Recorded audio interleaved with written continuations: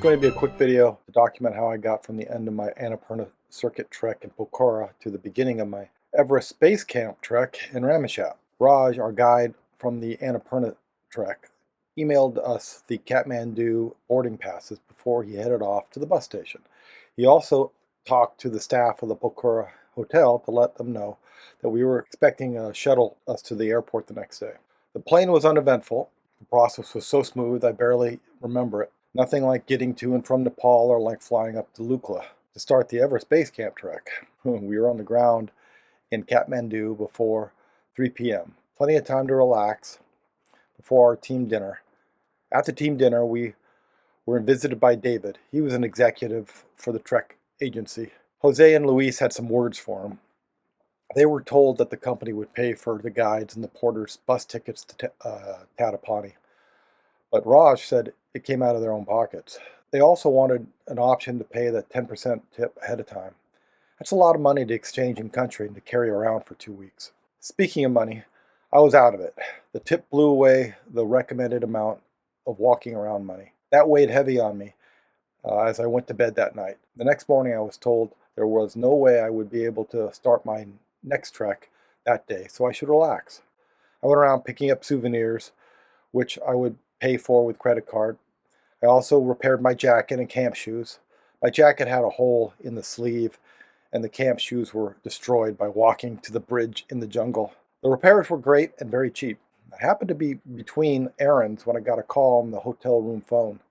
Apparently, the other people of the trek made it into the country and were ready to go. So I needed to go downstairs for a briefing. The briefing was a lot like the first one. The same manager type guy was there. My guide Suran and my new roommate Paul. Paul was British but lived in Colorado. He just got into country and wouldn't even be able to sleep in his room. We'd meet the rest of the trek members later that night. I was able to solve my money problem. The trek company let me charge enough to my credit card to cover the tip and expenses of the new trek. They even converted to rupees for me. At 4 p.m., Paul and I had our bags and were walking to the van that would take us to Ramechapp. This was our first divergence from the itinerary. The itinerary said we'd get up at 2 a.m., drive to Ramechapp, and then fly that same day. Instead, we drove through the night, slept in Ramechapp, and then flew in the morning. Suren introduced us to the rest of the trekkers when we got into the car. They were a family from England. The parents were Hussein and Insia, and their children were Umihani and Abbas.